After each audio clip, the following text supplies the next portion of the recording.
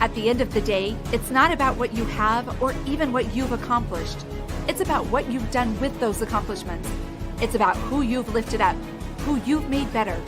It's about what you've given back. Denzel Washington. Welcome to Inspire Vision. Our sole purpose is to elevate the lives of others and to inspire you to do the same. Michelle, welcome to the show. Hi, thanks for having me. Hey, it's great to have you. I'm looking forward to this. You come with some incredible credentials, and so it's going to be interesting with all of those credentials to talk to you about a number of these things that I've talked to other people about, maybe not with as high credentials as you have. So it's going to be really fun. I'm going to have some interesting questions for you. So. I'm super excited. Before we start, can you explain and share with the audience your journey, who you are? Don't be afraid to talk about what you've accomplished Yeah. and why. We all have questions of why are you doing what you're doing now? And that would be one of my questions I'd like you to answer. Yeah. So I'll give you an example of why I'm doing what I'm doing. Okay. So yesterday, for example, I had a person who I was seeing, she's in her 20s, and I started seeing her when she was maybe eighth grade, something like that. And her parents, of course, made her come in, and it was involuntary. And she came in because she was having some, I guess, disruptive behavior. Again, academically, she was doing fine, but she was being a little bit, let's say, disrespectful and combative at home. So they thought it would be important for her to come in, and they were concerned how that was going to carry over into her friendships, across the board. So, of course, because she was coming in involuntarily, she was not happy to be here, and she really gave me a hard time. But we did form a connection, and I did whatever I could with her, but it was, more supportive in nature, I would say, and Right. just really make her feel supported and comforted, and also that she could like openly express herself. Fast forward, she came and she was really working on anxiety. That was the core of the issue that was, coming up for her, which I discovered that a lot of the combative behavior was coming from underlying anxiety, which I shared with them. Anyway, fast forward, she ended up leaving after seeing her for a bit of time. And then she circled back to me. Now she's in her 20s. And I felt like I really, really got a good picture of her, understood her. She circled back and she said to me, gosh, I gave you such a hard time when I was younger, but I'm really ready to work now. And I'm coming back because I'm serious about it. Fast forward, this is a kid who literally was so rigid and so tightly wound and so protective and defensive and, all the adaptations you could imagine coming up to the surface. And then yesterday she announced to me that she's considering being a therapist as a career option. Now, like, if you told me that when she was in eighth grade, I would have fallen off my chair because she was going to be an attorney and she was going to this school and it was going to look this way. And that was it. Anyway, and then she just recently, a couple months ago, got into this really healthy, first and healthy, and, intimate relationship. And it's going really well. And anyway, the transformation is vast. I cannot even tell you. And she expressed to me I said to her, wow, this is a big change of heart. What's going on? Where did this come from? And she said, I realize how much therapy has helped me over the time we've been together. And I really want to do something that's significant and meaningful. And I really feel like I could make an impact like you've made for me. And again, this is a kid who does not like to be vulnerable. She does not express herself emotionally. I could go on and on. And I almost like welled up in tears, I have to tell you, because this is like her authentic self, her like golden shadow coming to the surface. And I said to her, I am seeing like feminine qualities come up. Like I used to see like this aggression and defensiveness, right? But like we're peeling away this onion, the surface, and look what's showing up. Like how beautiful. And that you were able to share with me how much I've meant to you, like how meaningful that was to me. Anyway, that's why I do what I do. Okay, and you know what? We don't get enough of that feedback. I mean, it's I've talked about this a lot, and I remember when I was teaching some classes in Huh? church, and at that time I was very involved and so forth, and it was so frustrating because it's like, am I making a difference for these people? And just one time someone came in and said, "Hey, I need to tell you." And it's like, wow, that made all the difference in the world. So please talk about who you are Yeah. as far as your background, So I have a private practice in Harrison, New York. I am the founder of a foundation, which is a nonprofit, and it's called Through My Eyes, THRU. And it offers free clinically guided videotaping for chronically medically ill individuals who want to leave a video legacy for their children and loved ones. oh, wonderful. Yeah, I've done that for the past 10 years. I've done over 300 videos, and I'm really looking actually at this point to expand it because I really want it to be more nationally based. I'm looking for a partnership. I'm looking for anything. Literally, I'm open to anything because I am so passionate about the mission and I see how helpful it is for people. So it's my baby that I really want to nurture so badly. I'm an adjunct faculty member at NYU, New York University, and I teach a course how to integrate mindfulness practice and clinical practice, which I love, to therapists, which is so lovely. And then there's so many things that I do, but I'll just kind of cut to the chase and zoom right to the next thing. I recently published a new book. It's my second book, and it's called Ace Your Life, Unleash Your Best Self and Live the Life You Want. And it's predicated under acceptance, compassion, and empowerment. That's what ACE stands for. I am a Psychology Today blogger, and I have almost 2 million readers, which is so exciting. And then I also publish on my YouTube channel a guided meditation every Thursday morning. So that's Okay, a little bit about me. Yeah. that's who you are. So I have a question, and I hope this is not going to be offensive. Okay. Okay.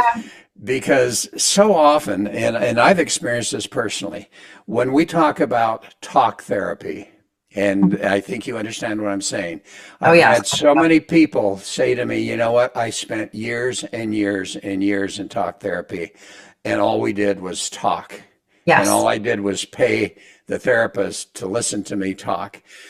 Whereas I've had others tell me every once in a while they'll meet someone who gets to the root cause. So when you were talking about your client that had anxiety, how Yeah. did you get to the root cause of what was causing that anxiety? And then Mhm. how do we fix it? So tell me your thoughts on that. And Sure. what's the difference between talk therapy and everything you do? Because I know there's a lot of things you do, and we're going to Yes. talk about that some more. Yeah. That's a great question. And I wish more people would ask questions like that because there's different types of therapies that's better fit for different types of people. I think when you talk traditionally about talk therapy, what I'm hearing you say is more supportive in nature. Yeah. That's not, and again, it takes different kind of shapes and forms. I think for certain people that's very helpful and that's all they want. And I say to them when I see they're just kind of droning on and on and on and telling their story and that they need the support, they need to be heard, that is primary for them. I'll say to them, it seems to me, right, like you've kind of listed these, several challenges you want to work on, but I'm also hearing that you really want to tell your story. You really want to be heard. Do you want to focus today and really just, that I offer you support? Is that, so I give people a choice because inevitably, if I lead them in a direction, that's my agenda, not theirs. Yeah. Right. So that doesn't work for everybody. It just doesn't. So what the type of work that I do personally, and I have many people who come to me who say they've been in therapy and it hasn't been helpful. So I do want to say that. Yes. Um, so I think what makes I'm going to say my experience, my knowledge, a little bit different is I have skills in different areas. So I do something called EMDR, which is eye movement desensitization reprocessing. And that does more work with the subconscious and it's more like inner child, deeper work. I do work around polyvagal theory, which is more somatic, right? Things that happen in our bodies that, kind of come up as a result of anxiety and other things, right? So, for example, I do cognitive behavioral therapy, which again is a different type of, so I pull, I'm going to say, from a lot of different therapies. And my method that I came up with through my experience and my work with people, called the ACE method, is very systematic, and it actually works on stuckness. The goal of it is to move through any type of barrier, stuckness, challenge that anyone has. We all have stuckness. If you're a human being, okay, we all have stuckness. It's part of our humanism, and right. So it doesn't matter what it is. It could be interpersonal related. It could be a relationship. It could be career oriented. It could be a personal barrier. It could whatever. And it really helps you kind of to mull through that. So whatever comes your way throughout your life developmentally, and I use it with, teenagers, I use it with adults, I use it with people with all different ages, and they use the lingo, which is really cool too. They'll say like, I didn't quite lean into my values, this week, and I realized I have to really kind of focus on this, this value that I've been a little bit kind of neglecting. So I think it depends where the person comes from, what their kind of knowledge base is, what their interest is. Some people, I'm a very direct person. I don't give advice, because if a therapist is giving you advice, then that's not necessarily helpful, because I don't have to suffer the consequences of other people's actions. So I can't be telling you what to do. I could say, it seems like there's options you have. I'm seeing this option, this option, this option, right? What do you think would work best for you? What do you think, about these options? So let's get into the EMDR, because you talk Yes. about getting back into that real subconscious, and there's this whole theory that goes on and on and on and on about, and I happen to believe it, by the way, Yeah. about the subconscious and how Yeah. that literally is creating our life experiences. And as we talk about subconscious, not only our own personal experience growing up as children, but Yeah. also when we get into the DNA history and all of that type of stuff, where we literally inherit some of these emotions and beliefs from ancestors years ago. And behaviors. Yeah. Yes, yes. So how do you help people to really, number one, identify that, what you're experiencing is something that you are creating, and we need to figure out what is it subconsciously that's causing you to create that very issue in your life. Yeah. So I think what you're talking about is two things. One is we live in our subconscious. We do. You Yes. know, we're 95% of literally of our time is spent in our subconscious, believe it or not. Okay. So when you drive to the grocery store or you do your morning routine, you're not thinking about what you're doing. You're just doing. It's literally your rote. Okay. Sometimes you can even think about, what did I eat today? Right? Like these simple things where you realize you just were not paying attention. I'll be in the shower sometimes and I'll be like, did I wash my face? I can't remember if I washed my face. And I start laughing and I'm like, oh gosh, like, I better wash it again because I don't remember, because I'm not paying attention. So we're not in the present moment. We're constantly flooded with thinking about the past and thinking about the future. And the past puts us in a space of regret and guilt, right? The future puts us into this worried space. And the only thing we actually know is the present moment, right? I know right this second, as I'm speaking to you, I am safe. I know that I am grounded, right? I can't tell you what's going to happen in 5 minutes from now. I can't.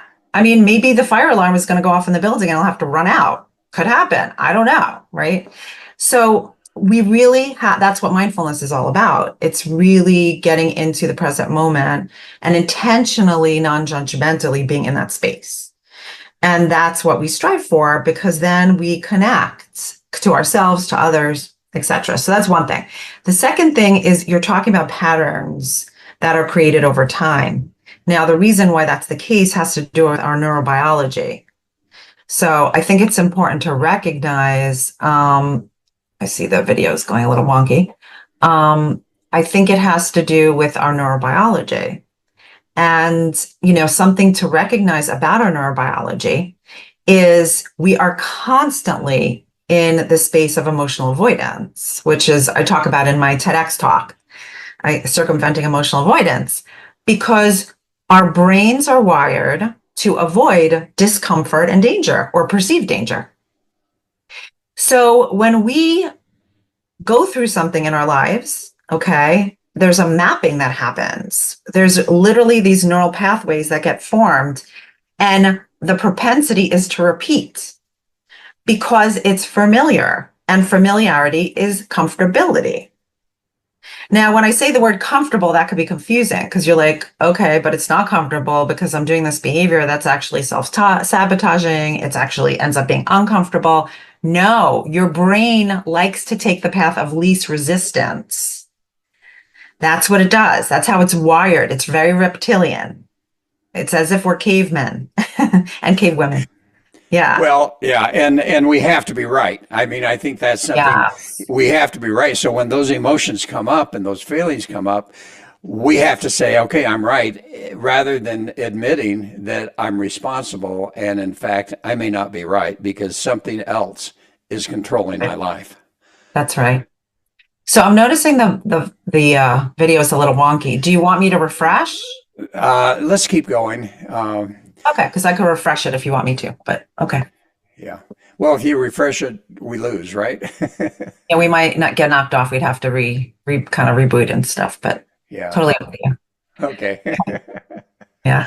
All right. So EMDR, what Yeah. is that? I mean, I'm familiar with a number of different methodologies. To get Okay. back to that, I Yeah. happen to use NLP when I was doing that, but Yeah. EMDR, I've never really heard much about that, and I'd love for you to explain to the audience Yeah. what that is. So I cannot endorse it enough, literally. It is, I've seen miracles happen with my EMDR work, literally. So it's traditionally known to work with post-traumatic stress disorder, and it has traditionally been used with war veterans to help them through, obviously post-traumatic stress. But I use it, and it's now a lot more widely used for all different kind of issues. I use it for stuckness. I use it for anxiety. I use it for, I mean, literally anything. um, it's, people kind of, so the nuance behind it, if you want to know a little bit more about it, is we don't understand, okay, in terms of our cognition and our biology, why it is that when somebody experiences something, it kind of gets caught or stuck between the amygdala and the prefrontal cortex. Okay. And then what ends up happening is we either repeat patterns of behavior, or when something comes up that reminds us that we make an association to that thing, whether it's like from our senses because we smell, touch, taste, hear, etc., or because it reminds us, in our memories, or somatically in our bodies because of body sensations, that we have that same reaction. Okay. We don't understand why that happens. So, like, for example, the example that I always say is like during 9/11, right? People who are in the vicinity of the World Trade Center, whenever they heard a plane go overhead, they would have a startled response. And the question is, how does that make any sense? Why would people have these startled responses? Before this ever happened, they were completely okay. And then the chances of it happening again is 1 in a million. So why their body and their mind knows that intellectually? Like if I would speak to the person, they would say to me, I don't understand why I'm having this reaction. Like, I know I'm okay. I don't get it. We don't understand why that happens. We do understand that our brain is wired to protect us. So it literally clings, if you, and again, I'm kind of, um, you know, uh, trying to express it in a way that you can understand, of course. So it clings to this memory, and it doesn't allow it to fully integrate in a beneficial way. It gets fragmented so that your brain continues to protect you. So every time the plane goes overhead and you get that startled response, it's the brain saying, don't forget, remember what happened. You could be in trouble, protect yourself, safety, safety, safety. That's why it does that. And we have to actually appreciate that because our brain is so incredibly generous and kind and warm and loving that it's trying to protect us from danger, but we get so angry at it and frustrated with it. And then we resist and we combat and we disregard and we deny and we do all these sorts of mind tricks in order to remove ourselves, from this position. So what EMDR helps with, it's called eye movement desensitization reprocessing. We do it through our senses. So for example, actually you could see the bar behind me. There's a bar here. That's a light bar, which I use. And it has a little light beam that goes back and forth. And it's all different colors because sometimes colors could trigger us also. So I usually use two modems, and it could either be visual, which is the light beam going side to side, and you would be looking at the light beam. It could be tactile, which are two buzzers which vibrate. It could be audio, which is a little kind of buzzing sound that goes from side to side, and they all are coordinated. They go, and they calibrate to the same modem.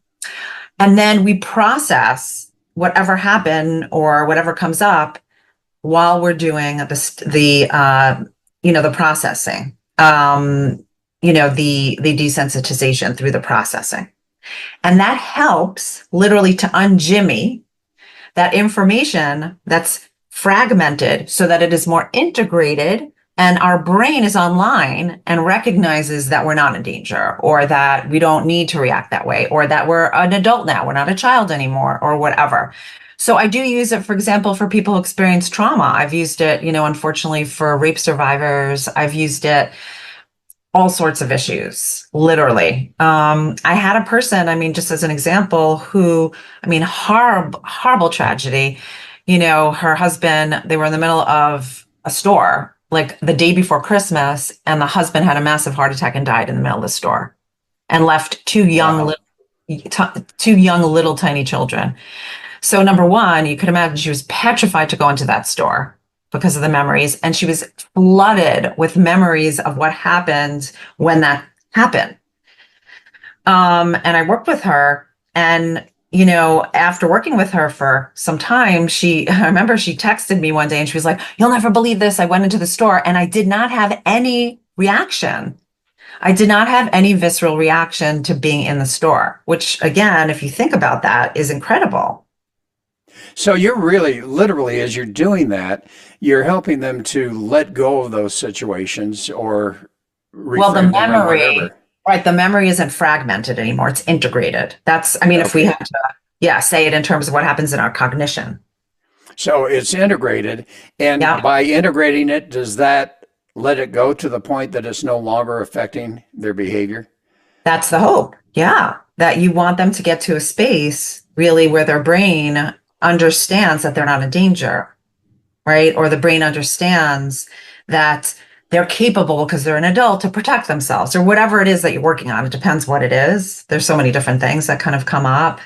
I know when I was doing my own training, like literally, I remember there was one incident that happened in my training where I was amazed, because if I would have been doing traditional therapy, it would have been 5 years of therapy that happened in literally 2 sessions. Wow. Wow. No joke. Wow. Yeah, no joke. So, and you mentioned that you do guided meditation also on your YouTube channel. How important is meditation, and how much do you use meditation with your patients to really help them to overcome some of these issues? So, meditation is a type of mindfulness practice. There's thousands and thousands of different types of mindfulness practices. Yes. People kind of get confused of what mindfulness is. And I teach a 15-week course on it. So you can imagine how much information about it. So what it essentially, if I had to kind of numb it down, it's really creating space between the thinking and the doing, right? Because I said our mind is constantly gravitating towards, the future and the past. So it's really helping us to be in the present moment. So meditative practice is very, very helpful. And again, it's not for everybody, but I like I say about exercise, you can't just throw the baby out with the bathwater and say, okay, jogging or running isn't for me, so I'm not going to exercise. Like if A doesn't work, do B, C, D until you go through Z and find something that's compelling and find something that's beneficial and something that you could connect to and something that you're going to, use routinely. Same thing with mindfulness. Or meditative practice. You have to really find what works and make it a routine. That is the really important piece of it. But it's really intentionally and non-judgmentally being in the present moment. Okay. And so you talked about your ACE method. I'd love for you to get into a little bit more depth on that because that really is your approach for people, right? Yeah, yeah. So it's really an integration of, like I said, the work that I do, how I help people really get through their stuckness and live a valued life. Like I said, it's a life of meaning, a life, living, and being your best self. Because essentially life is short and we really don't have time to waste. We see every moment is precious. Time goes by like this, you know. So it's predicated, like I said, under acceptance, compassion, empowerment. And what I do in my book and the work that I do is I teach people about their neurocognition, about their thinking process, because a lot of people don't know how our brains are wired. And it's very essential to know that in order to make change, because we have a lot of barriers and a lot of challenges constantly that are thrown at us that cause us not to be routined in our behavior. And that's why I ask people, like, how many of you have, kind of changed your habit or behavior? And everybody's hands go up. How many of you have maintained it over time? Hands go down. So there's so many resources out there that help us, right, to change habits, but not to sustain habits. That's part of the issue. And that's where my work comes in. Like, I want this to be sustaining. I don't want this to be Yes. temporary. Temporary, not helpful. And when it's temporary, it actually could be even in some ways counterproductive, because then we end up beating ourselves up even more and more, right? Because it True. becomes True. a self-fulfilling prophecy. It becomes a narrative, the way we see ourselves. This is too hard. I'm such a loser. Why can't I do this? There's something wrong with me. And I could go on and on. So it's predicated acceptance is under, so after teaching about, again, our neurocognition, I teach about our values. And, you may say to me, values, well, I know what my values are. That's what most people say. And I'm going to say, you think you do, but you may You not. don't. Yeah. That's right. Yeah. So I teach you how to really hone in on what your values are so that you're doing a value evaluation and assessment on a daily basis, because How that do is, how do you do that? I have asked this question before, because we yeah, talk about values, and so often our values are based on what we've been taught that they need to be. How do you help someone to get to the point where they really understand their true, yeah. So genuine values? that's only one type of values. Okay. So there's Okay. values that we acquire, which is what you're talking about. There's values that we aspire, and there are values that are circumstantial. So it's part of understanding what types of values come up for you. It's part of understanding how you're defining your values. It's part of understanding what actions you're going to take to lean into your values. And I do a whole series of exercises to help with that. Okay. I did a workshop, last week, and somebody came on, they were asking questions, and somebody said, "Oh, I don't understand, my value is this and it hasn't changed." And I said, "That's not your value. Sorry." And then I started probing, and then I said, "No, this is your value." And she was like, "Oh my goodness, I never thought about it that way. Thank you so much." Like, it's such a different perspective. People don't really realize at the core of what's driving that passion, whatever that is, right? What's meaningful, what's important to you. So, and then afterwards, I do, under acceptance, compassion, empowerment, the first part of the chapters talk about the barriers. And then the second part is how we integrate it into our lives. And I use a lot of experiential exercises. I also end each chapter with a guided meditation with a QR code that people can link onto and actually use a guided meditation to really integrate the information, because I'm all about integration. So acceptance is embracing who you truly are. People are fearful of doing that because they're scared they're going to live a life of mediocrity, and accepting who they are ultimately is not what they want to be accepting of. So we're talking more about without expectations and conditions and qualifications. And I teach about that. Compassion is, I'm talking both to the self, which we're never taught, by the way, never. True.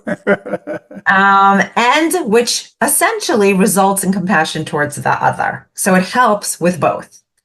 And it really transforms the relationship we have with ourselves and the relationship we have with people outside of ourselves externally. And then empowerment is really about the doing.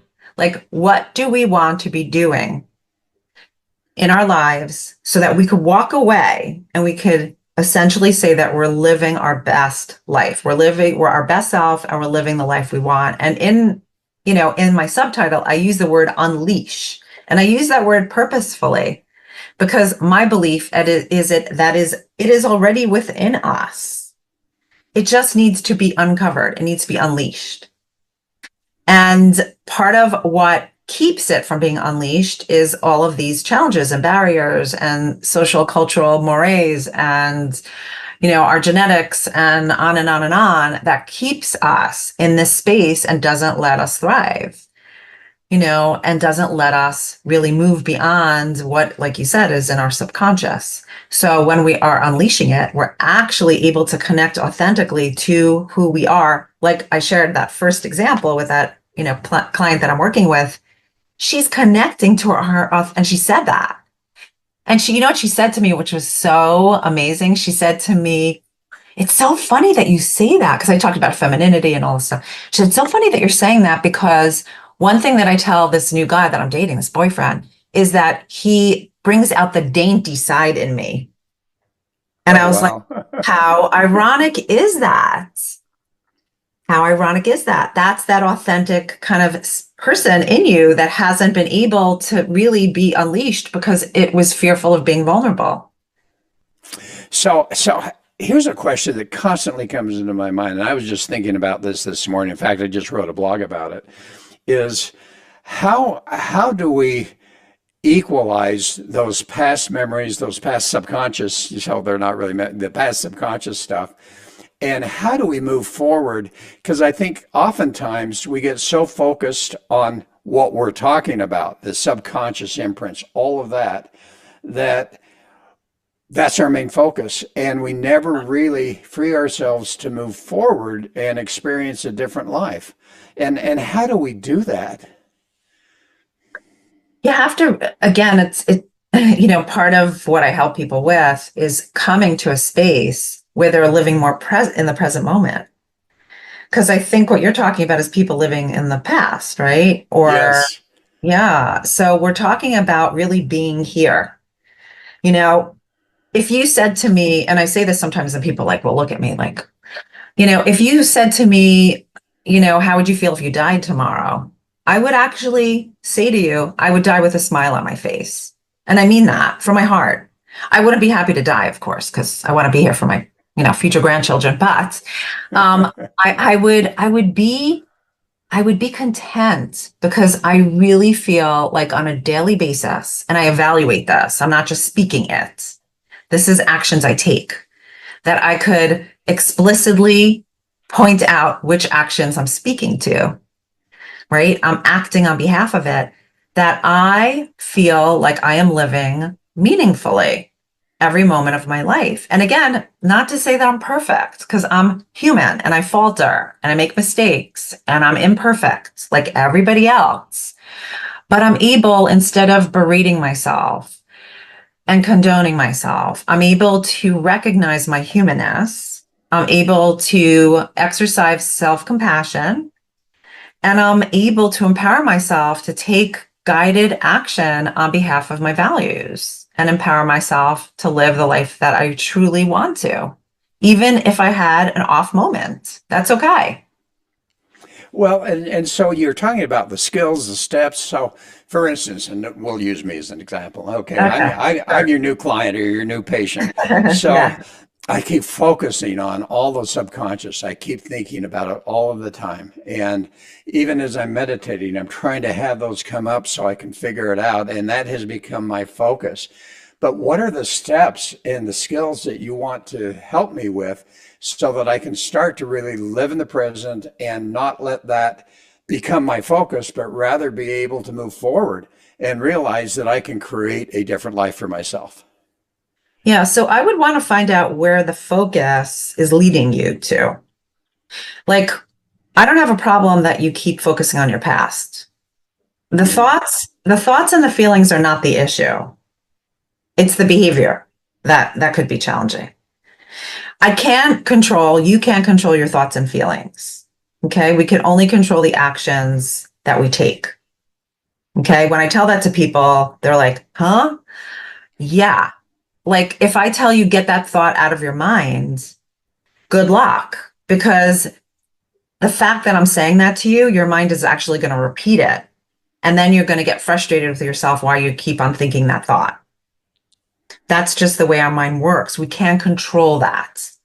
There's utility to that. Our mind is doing that, like I said, to protect you. And if you understood that, you would appreciate it rather than getting frustrated with it. Okay.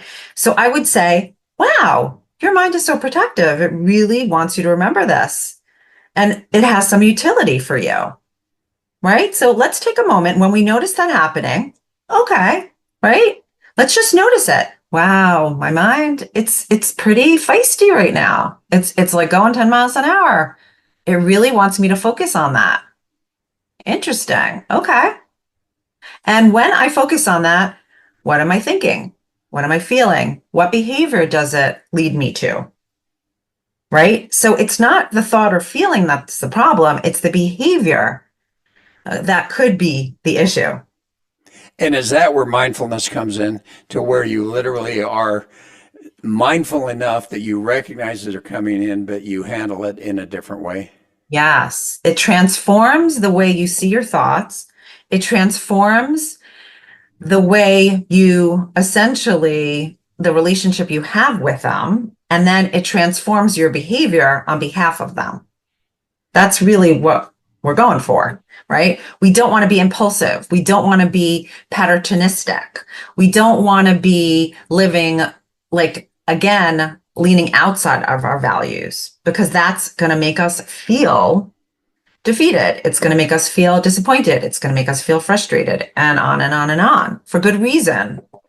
For good reason. So I'll give you like a little example, but like let's say somebody's trying to cut down on sugar. I don't know, I'm making this up, right? Right, They're right. trying to watch their diet, cut down on sugar, which is tends to be challenging for many people, right? And my first book actually, because I have a subspecialty in health and wellness. That's definitely a big interest of mine as well. So if somebody says, right, they know that when they have dessert, a cake in their house, right, they'll say to themselves, okay, I'll just have one bite, and they end up eating like three pieces. I don't know, right? Now, why do people keep falling into that rut? Because when the thought comes in, and I'll say to the person, what was happening in your mind between when you thought about it and when you acted and ate the three pieces? And they'll say to me, I wasn't thinking.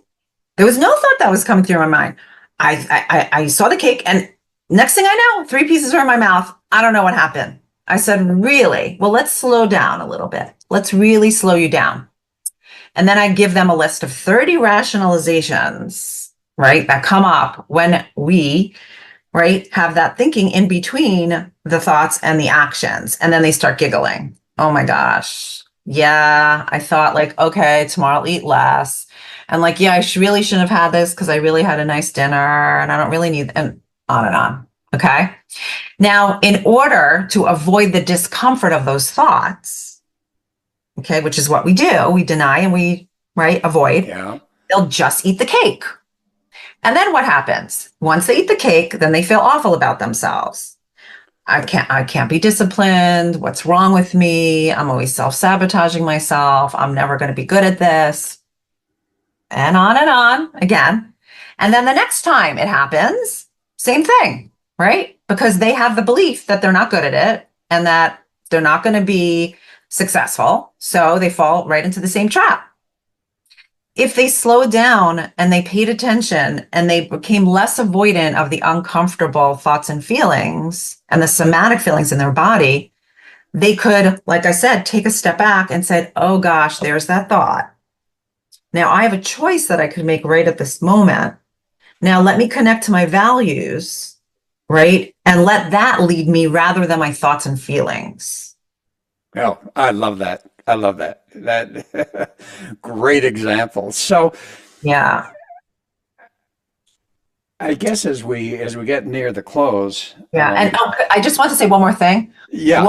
What we practice grows stronger. Okay. I was going to ask you another question too, because you talk Yeah. about compassion. I hear a lot of people talk about, you need to love yourself before you can love others. We need to have compassion for ourselves. And just briefly, how does someone truly develop compassion for themselves? Because society fights against that completely, in my opinion. And by the way, not for nothing, but we have less compassion towards others too. Don't you think? Yes. Oh, yeah, I mean, absolutely. look what's going on in society. I mean, let's be real. I mean, in the US, I'll Yeah. talk about the US. I mean, gosh, I've never seen, like, at least since I've been born, I've never seen such instability, such aggression, such inflexibility, yeah, I mean, it's quite scary, I have to say. It's It really, is. it makes me really sad. It makes me really sad that my children are living through this, honestly, you know, and it takes different forms, through the years, but like, I just have never seen it this, you know, at this level, let's put it that way. So, compassion is a funny word because it almost, sounds like, everyone needs to be compassionate and love each other. We need to love ourselves. And, no, that's not what it is. If I say to you, you are worthy, that makes people really uncomfortable. Yeah. And it's interesting because I just yesterday wrote a blog on this. Yeah, it's my third one on self-compassion. I just published it. It's actually out today. So take a look at it. But it talks about a methodology by which to acquire self-compassion. Now, when we speak to children, we don't say to them, how do you feel about what you accomplished? We say, how does so and so feel? Or like, I'm so proud of you. No, how do you feel? And that's a very, very different way of acculturating people to evaluating their own behaviors and their own accomplishments. And if you want to integrate the thought and feeling, I am worthy, you need to actually believe that because you're taking action on behalf of it. It doesn't happen haphazardly just because. Like, there's all these articles and there's all these, blogs and whatever online about like acquiring self-love and happiness. If you look in the mirror and say, I love myself 1,000 times, right, it's going to seep in. Good luck. Because I could tell you that if I'm not doing something, directly to enhance my confidence and self-love, not happening. It just isn't. I could tell to myself till I'm blue in the face, and it's not going to happen. So what do I do? Real quick, what do I do? So it's my method. It's my method. I mean, if you're living according to your values, if you have self-acceptance, if you're taking action on behalf of your values, you are going to have self-compassion. There's exercises too that you do to enhance self-compassion. So like even, like the butterfly, this is called the butterfly, but it's a soft touch, so when I do lean into my values, and it could be, so a core value of mine is kindness. That is a really core value of mine. Any act that I do that leans into my value of kindness, and I don't care if it's saying hello to somebody in the hallway, or it's asking somebody, so how's your grandmother? I know she fell yesterday, or whatever it is, I sit, excuse me, and I take the moment and I integrate that. And I said, I leaned into my value of kindness. I am kind. I am a kind human. So compassion ends up being the result of following that ACE method. It's not something Yeah. that we can push. It's a result of becoming who we are. Cultivating yourself. And also, by the way, if I asked you, do you think people are worthy intrinsically? What would you tell me? Absolutely. But guess what? Then I say to the person, well, why don't you think that way about yourself? And they Yeah. start giggling. Just like I did. Yeah, it's like, Why is it that you think that way of everybody else, but you can't think that way about yourself? That's great. All right. So I'm going to have to cut it because Yes, we're out of time. But yes. what would be the message that you'd like to share with the audience? I'm going to say this again. Every moment is precious. And I mean that with my heart. I see such tragedy. I mean, just yesterday, I got a message that a friend's partner lost their 25-year-old to fentanyl poisoning. Okay. Yeah, this happens. I see these messages all the time. Last week, I had a client's friend who died of a massive heart attack at age 45. Okay. We don't have time. We don't have time to waste. Every moment is precious and we need to live every life meaningfully. Yeah. Well, thank you. And how do people find you again? What my website is a great way, and it's my name, Michelle, which is two L's, and Maidenberg is Maidenberg. You could again subscribe to my YouTube channel. You could subscribe to my Psychology Today blog, and you could find me and my book on my website. So I love connecting with other people. Wonderful. Michelle, thanks so much. I Thank really you. appreciate you being on the show. And folks, thanks for listening. And for those that are watching, apologize for the video stuff that's going on. I've been a discoing like the whole time. This has been really cool. Yeah, absolutely. So, folks, thanks for listening. Have a wonderful week. This is Dr. Doug saying namaste.